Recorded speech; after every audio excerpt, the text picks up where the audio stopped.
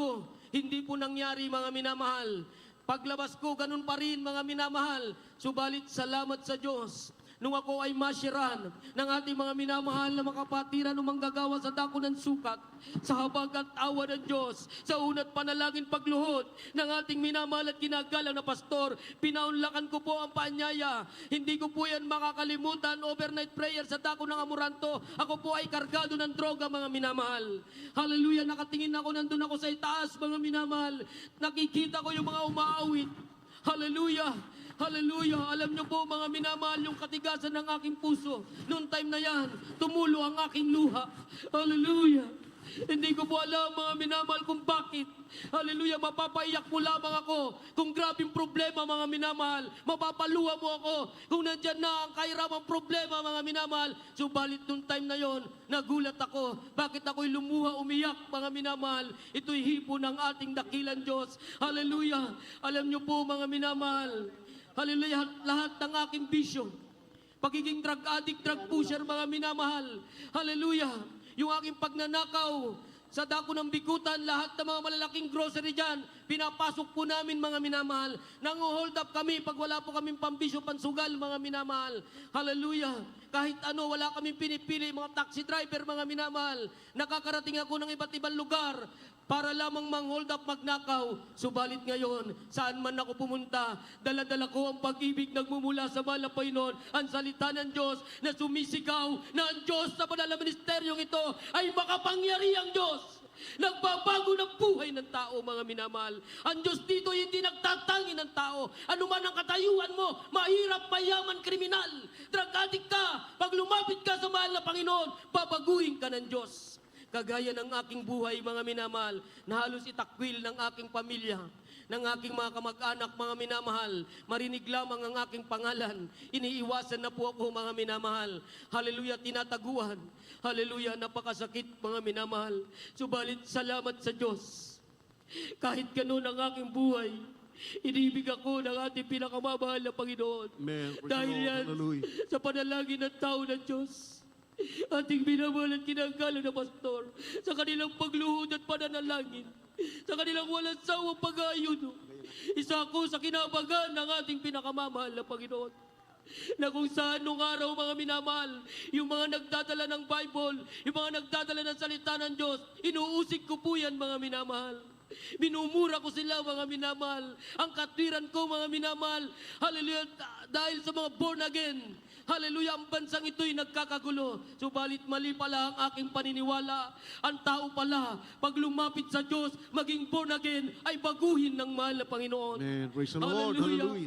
Alam niyo, mga minamahal, sa aking patuloy na paglilingkod, nung ako'y baguhin ng mahal na Panginoon, sa aking kabaguhan, lahat ng aking kasuotan, mula long sleeve, barong, sapatos, pantalon, maging ang Bible, provided yan ng ating dakilang Diyos. Alam nyo, mga minamahal, totally binihisan ako ng mahal na Panginoon.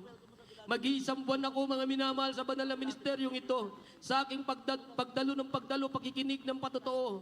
Alam nyo po, mga minamahal, sabi ko, mahal na Panginoon, gusto ko pong magkaroon ng trabaho.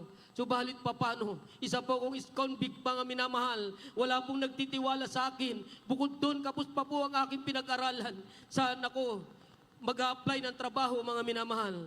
Alam nyo, sa madaling sabi, may isang kapatiran na nag-alok sa akin ng trabaho, mga minamahal. Subalit ang kailangan, unang-unang requirements, NBI, mga minamahal. Yung NBI, mga minamahal, sa madaling salita, ako po ay kumuha sa dako ng Muntinlupa. Sa aking pagkuha, mga minamahal, pumila ako ng pagkahaba-haba, mga minamahal. Pagdating po sa akin, tinawag ako doon sa loob ng NBI, yung tinatawag na quality control, mga minamahal. Hallelujah! Ipinakita yung aking pangalan. Number 33 sa computer, mga minamahal. Number 33, criminal case, Jojit Borja. Wala kang karapatan maghanap buhay. Wala kang karapatan magpagala-gala. Alam nyo po, yung aking release paper na dala-dala, ipinabasa ko po sa kanila, mga minamahal. Ipinaunawa sa akin isa-isa. Yung aking kalayaan pala ay pansamantala lamang. Subalit totoo ang Diyos. Mabait ang Diyos na ating nakilala. Amen. Mabait Praise ang the Diyos Lord. na inilapit at pinakilala sa atin ng ating beloved honorable pastor, the beloved Almeida family, mga minamahal. Alam niyo po, mga minamahal, ako po'y nagpatuloy. Hallelujah. At At sabi ng NBI, mga minamahal, kahit ngayong oras na ito ay pwede ka namin ibalik sa kulungan. Alam niyo po, dahil sa aking pakikinig ng buhay na patotoo, ang hallelujah, praise the Lord, ay totoong makapangyarihan. Mga minamahal, dahil ako po ay baguhan, dahil sa aking kabaguhan, maraming tao nahiya po sumigaw ng hallelujah, praise the Lord. Subalit sa aking isipan, sinasambit ko ang hallelujah, praise the Lord. Alam niyo po, mga minamahal, pinakawalan ako ng NBI, mga minamahal, sa kahabagan ng ating dakilan Diyos.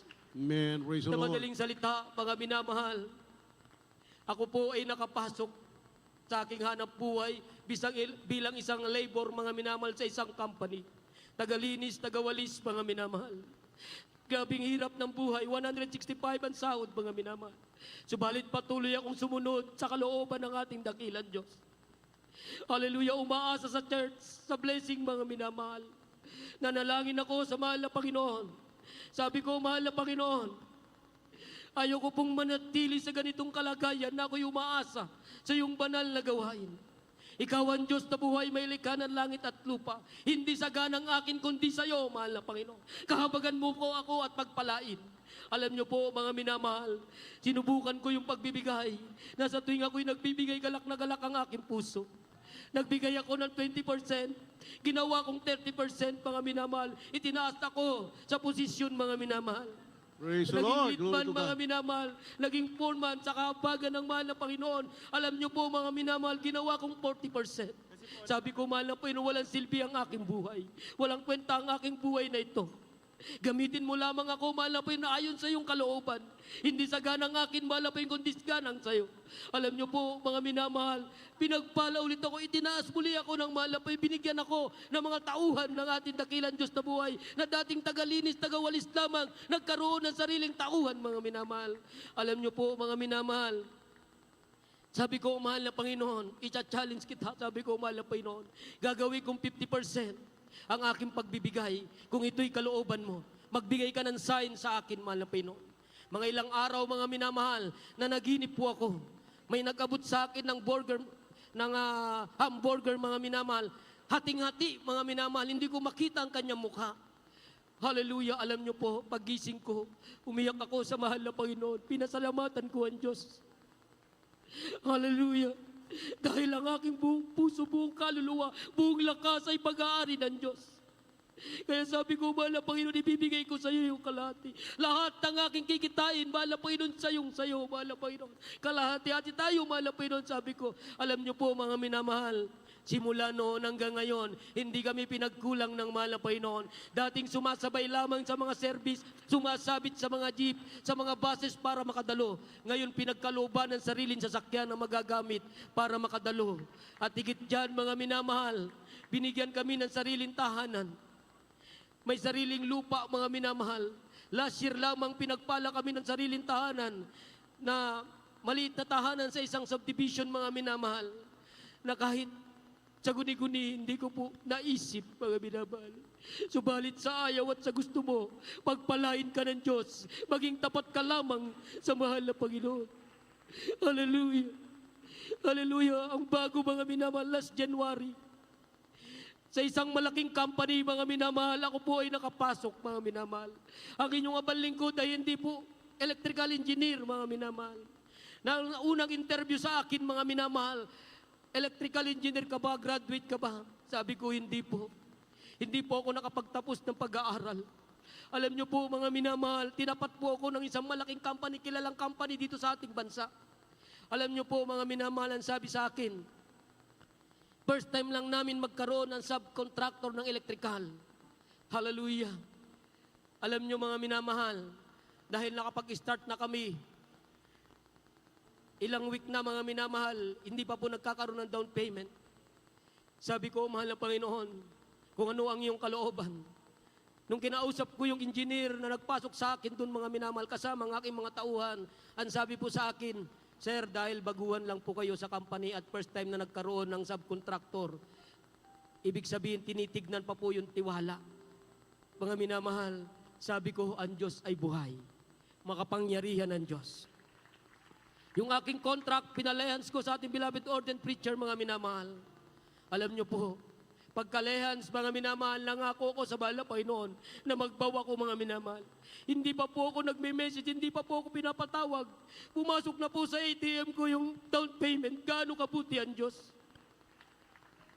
Na walang halos mga kamag-anak nung araw, walang nagtitiwala sa akin. Maging aking mga kaibigan. Subalit ngayon, ang Diyos ay kumikilos sa aking buhay, maging sa aking pamilya. Sa kagalingan ng karamdaman, hindi na po mabilang. Hindi kami umasa sa gamot, mga minamahal. Bakit? Ang Diyos natin ay totoo, dakilang manggagamot. Nasaksihan ko mismo sa aking mahal na anak, na halos magalit sa akin ang aking mga kapitbahay, na kung wala kang pampagamot sa iyong anak, dalhin mo lamang sa ospital, kami ang magbabayad. Subalit itinaas ko ang aking kamay. Patutunayan ko sa inyo, sabi ko sa kanila, na ang Diyos na nakilala ko sa gawain ng The Jesus Miracle Crusade International Ministry ay buhay, makapangyarihan sa lahat. Mga minamahal, nagsisi kami at nanalangin lumuhod ng aking beloved wife. Sa kahabagan ng mahal na Panginoon, hindi pa po kami tapos magpuri. Tumayo ang aking mahal na anak na halos agaw buhay, mga minamahal. Subalit binigyan ng buhay ng ating dakilang Diyos. Ang aking mahal na ina, idineclare sa dako ng Santa Cruz Hospital, almost dying, mga minamahal, na nigas na po, mga minamahal.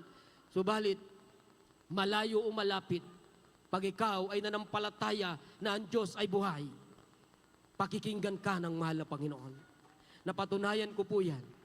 From Santa Cruz, mga minamahal, hanggang dito sa Maynila, ang aking mahal na ina ay nandun sa Santa Cruz, nandito naman ako sa Maynila, sa unat panalangin ng ating minamahal kinagala na pastor, pagluhod ng ating minamahal kinagala na pastor, pinagaling, binigyan ng buhay ng ating pinakamamahal na Panginoon. At sa kahabagan ng Diyos, patuloy na ginagamit, kinakahabagan ng ating pinakamamahal na Panginoong Hesus. Kaya ako po taos pusong nagpapasalamat sa ating dakilang Diyos sa lahat ng mga pagpapala, pagpapalang material, pinansyal, lalo tigit ang espiritual na pagpapala. Kaya ang lahat ng kapurihan, pagluluwalhati, magdadakila, ay natatay sa ating dakilang Diyos na buhay. Hallelujah! Praise the Lord!